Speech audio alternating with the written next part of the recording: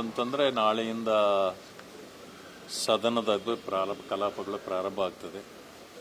ಎರಡೂ ಪಕ್ಷಗಳು ಸೇರಿ ನಾವು ಸ್ಟ್ರಾಟಜಿ ಮಾಡಬೇಕು.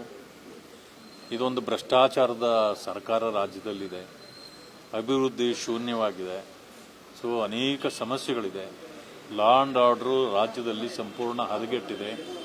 ಏನು ಮರ್ಡರ್ಗಳು, ರೇಪ್ಗಳು ಇದೆಲ್ಲ ಬಹಳ ಆಗ್ತಾ ಇದೆ. ಎಷ್ಟು ನಮ್ಮ ಹೋರಾಟ ಮಾಡಿದರೂ ಕೂಡ ಈ ಸರ್ಕಾರ ಎಚ್ಚೆತ್ತುಕೊಳ್ತಾ ಇಲ್ಲ. ಈ ಎಲ್ಲ ವಿಚಾರಗಳನ್ನು ಇಟ್ಕೊಂಡು ನಾವು ಹೋರಾಟ ಮಾಡಬೇಕಾಗಿದೆ. ಈವನ್ ದಲಿತರನ್ನು ಸಂಪೂರ್ಣವಾಗಿ ದಮನ ಮಾಡಲಾಗ್ತಾ ಇದೆ. ಒಳ ಮೀಸಲಾತಿ ಹೆಸರಿನಲ್ಲಿ ಜಾತಿಗಳನ್ನು ಒಡೆಯತಕ್ಕಂಥ ಕೆಲಸಗಳಾಗ್ತಾ ಇದೆ. ಅನೇಕ ಸಮಸ್ಯೆಗಳಿವೆ. ಆದರೆ ಕೇವಲ ಒಂದು 7-8-9 ದಿನಕ್ಕೆ ಮಾತ್ರನೇ ಈ ಸದನವನ್ನು ಕರೆದಿರ್ತಕ್ಕಂಥದ್ದು ಸರಿಯಲ್ಲ. ಇನ್ನೊಂದು ವಾರ ಹೆಚ್ಚಿಗೆ ಇದ್ದಿದ್ರೆ ಹಲವು ವಿಚಾರಗಳ ಚರ್ಚೆ ಆಗಬಹುದಾಗಿತ್ತು.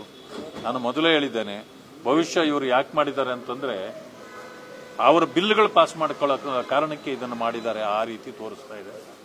ಆದರೂ ಕೂಡ ನಮ್ಮ ಹೋರಾಟ ನಡೀತದೆ. ಎರಡೂ ಪಕ್ಷಗಳು ಸೇರಿ ಎಲ್ಲ ಮುಖಂಡರುಗಳು ಚರ್ಚೆ ಮಾಡಿ ಯಾವ ರೀತಿ ಒಟ್ಟೊಟ್ಟಿಗೆ ಕೆಲಸ ಮಾಡಬೇಕು ಅನ್ನೋದ್ರ ಬಗ್ಗೆ ಇವತ್ತು